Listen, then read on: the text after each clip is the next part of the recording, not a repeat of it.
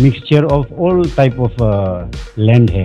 बारिश पानी आएगा, नाला से पानी आएगा, बंद करके पानी को पेडी कल्टीवेशन करेगा। वो है main source of agriculture. Local production भी बहुत ज़्यादा हो गया। ऑयल लेके वैल्यू एडेड प्रोडक्ट्स बना सकते हैं। उसके अलावा उसको लीफ को निकाल के ग्रीन टी बनवा के सेल भी कर सकते हो।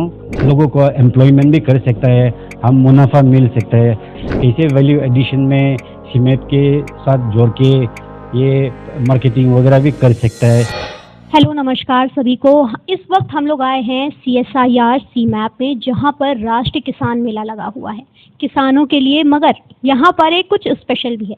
हमारे साथ हैं नागालैंड से एक स्पेशल मेहमान, तो हम लोग उनसे जानेंगे पहले तो उनका नाम और वो किस तरीके से इस फील्ड में काम कर रहे हैं इस बारे में। मेरा नाम पीटर वेरो है, मैं नागालैंड राज्य से है।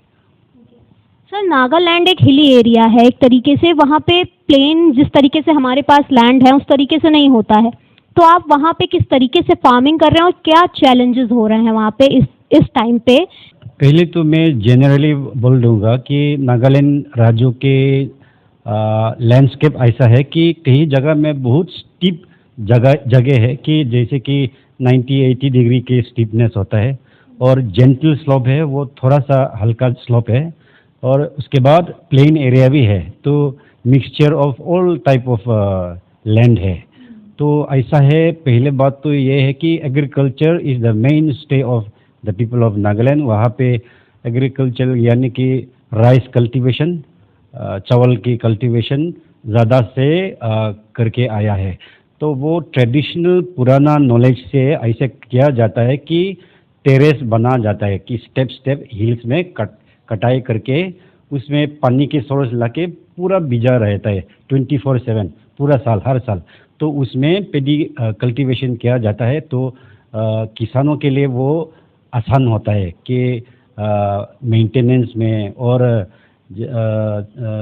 आसान होता है किसान का जो मेहनत करने में भी कम हो जाता है, और राइस प्रोडक्शन भी अच्छे होते हैं। तो वो एक तरीके है। और दूसरा तरीका है कि जहाँ पे जिस जगह में पानी नहीं होता है उसमें सूखा वाला स्टाइल भी करता है। जब बारिश गिरेगी मानसून की सीज़न में, जुलाई अगस्त सितंबर, उस सीज़न में जब बारिश पानी आएगा, नाला से पानी आएगा, तो उसको लेकर उसको बंद करके पानी को खेत को, उसको टेरेस को बिजाएगा। उसके बाद पेडी कल्टीवेशन करेगा। वो है मेन सोर्स ऑफ एग्रीकल्चर और प्रोडक्शन ऑफ राइस।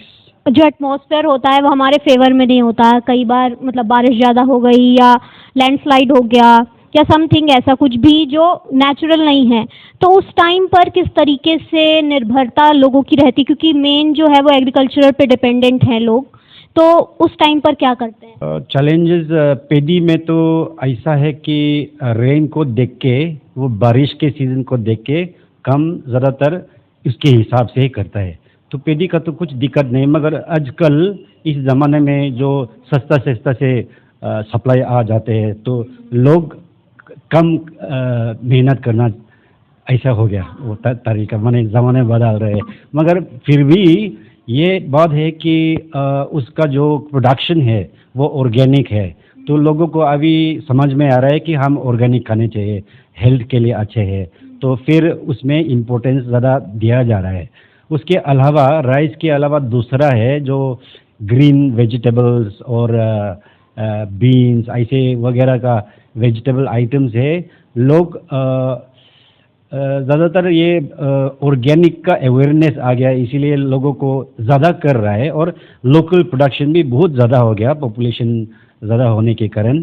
तो उसमें फार्मर्स लोग प्रोड्यूस कर डिमांड, सप्लाई डिमांड को कर नहीं पा रहे। और बाहर में भी ऐसा है कि सम क्रॉप्स उसमें बहुत डिमांड है, जैसे कि अच्छे फ्रूट्स, परसिमम है, कीवी फ्रूट्स है, और दूसरा अलग अलग फ्रूट्स है जो नागालैंड का स्पेशलिटी होता है, वो वैसे बाहर चले जा रहा है। और एक अच्छे कैश क्रॉप दे रहा है वो इलायची, वो बड़ी इलायची, काली इलायची बोल जाता है, तो वो एक है। दूसरा है जिंजर, एक्सपोर्ट क्वालिटी वाला। तो वो कैश क्रॉप है ये किसान वाला के लिए, तो उसमें ज़्यादा इम्पोर्टेंस दिया जा रहा है। जैसा कि हमें पता चला है कि आप मेडिसिन की फील्ड में बहुत अच्छा काम कर रहे हैं, तो उस बारे में बताइए कि किस तरीके से वो नेशन वाइड या हम कहते हैं वर्ल्ड वाइड लोगों को मदद करेगी और किस तरीके से आप फार्मिंग कर रहे हैं। मेरा पर्सनल इंटरेस्ट है इस इसेंशियल ऑयल्स में, तो मैंने सीखा है कि उसमें ऑयल बना जाते हैं, तो सिर्फ ऑयल नहीं, उसके लीव्स जैसे कि लेमन ग्रास है, नहीं तो मिंट है वगैरह को लीफ को निकाल के हम ग्रीन टी भी प्रोड्यूस कर सकते हैं और बाकी वैल्यू एडेड प्रोडक्ट्स बहुत सारा कर जा सकते हैं। मगर अभी सीखने का लेवल में है, उस लेवल में है, तो लोगों को भी इंटरेस्ट और अवेयरनेस आ जा रहा है, तो वो करके हमारा इनकम भी लोगों को एम्प्लॉयमेंट भी कर सकता है, हम मुनाफा मिल सकता है, फिर ज़्यादा प्रोडक्शन हो जाएगा तो बाहर भी सप्लाई करवा सकते हैं, तो उसमें बहुत स्कोप है। इसलिए मैं पर्सनली इंटरेस्ट देकर इस बार यहाँ सीमैप लखनऊ में फार्मर्स मेला में आया है। अभी जो आप यहाँ पर आए तो आपको क्या कुछ नया देखने को मिला और क्या कुछ ऐसा जो एसेंस मिला जो आप अपनी फार्मिंग की फील्ड में इसको मैप मतलब यूज़ कर सकते हैं? हाँ, मैं यहाँ आकर ऐसे आज देख पा रहा हूँ कि जब हमारा प्रोडक्शन होगा तो हम ट्रेड कैसे कर सकते हैं MCS की प्लेटफॉर्म की मदद से, और बाकी ये है कि फील्ड में कैसे प्लांटेशन किया जाता है, मैनेजमेंट किया जाता है, हार्वेस्ट कर सकते हैं, कैसे वैल्यू एडिशन में सीमेंट के साथ जोड़ के ये मार्केटिंग वगैरह भी कर सकता है। ये सब नया है मेरे लिए, तो ये देखकर मैं आंखों खुला है। अगर हम लोग बात करें अरोमा मिशन की या हम लोग कहते हैं औषधि और सुगंध के बारे में, मतलब स्मेल जिसे हम कहते हैं, उसके बारे में तो हम लोग कैसे उसको इम्प्लांट कर सकते हैं और वो किस तरीके से आप उसमें कैसे काम कर रहे हैं? इसमें मुझे ये समझ में आए कि इतना सारा क्रॉप्स है, तो सम क्रॉप्स वो हीलिंग के लिए अच्छा है, हेल्थ के लिए, some crops for consumption, for some crops for जो लगाएगा एप्लीकेशन और पी सकते हैं, खा सकते हैं, ये अलग अलग तरीक़ा से कर सकता है। तो इसलिए मैं इस के बारे में सोच रहा है, रिसर्च कर रहा है कि कौन सा क्रॉप मेरा जगह, मेरा ज़मीन में, फार्म में अच्छे होगा क्लाइमेट के हिसाब से, और कौन सा ये सूटेबल नहीं होगा, ये अच्छे तरह से जानकर करने आगे बढ़ने चाहिए, यही सोच रहा है। तो अभी तक आपका अगर हम कहें किस चीज़ मतलब USP मतलब क्या सबसे अच्छा टॉपिक जो आपने जिस पे काम किया हो, आपने काम किया और वो अभी लोगों की मदद कर रहा है? अभी तक मैंने किया है लेमन ग्रास इंट्रोड्यूस कर अभी तक है, तो उसको ऑयल लेके वैल्यू एडेड प्रोडक्ट्स बना सकते हैं। अगर ऑयल की प्रोडक्शन ज़्यादा हो गया तो हम सेल भी कर सकते हैं।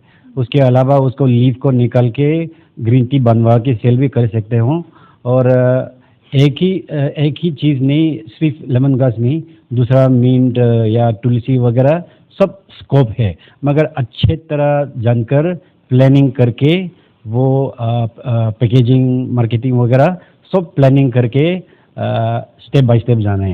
एक्सपोर्ट तैयार हो सकता है अगर हम दूसरी कंट्रीज़ में एक्सपोर्ट करना चाहें तो एक प्रॉपर प्लानिंग और प्लॉटिंग से ये चीज़ें हो सकती हैं। तो अभी आपने सुना कि किस तरीके से एक हिली एरिया में जहाँ बहुत सारे चैलेंजेस होते हैं, बहुत सारी ऐसी चीज़ें होती हैं जो हमारे फेवर में नहीं होती हैं, मगर उस टाइम पर भी, उस सिचुएशन में भी किस तरीके से हमारे साथ सर हैं वो काम कर रहे हैं और सबसे ज़्यादा अच्छे प्रोडक्शन वो कर रहे हैं, और आगे चल के आपको इनके प्रोडक्ट्स मार्केट में भी दिखेंगे। शुक्रिया।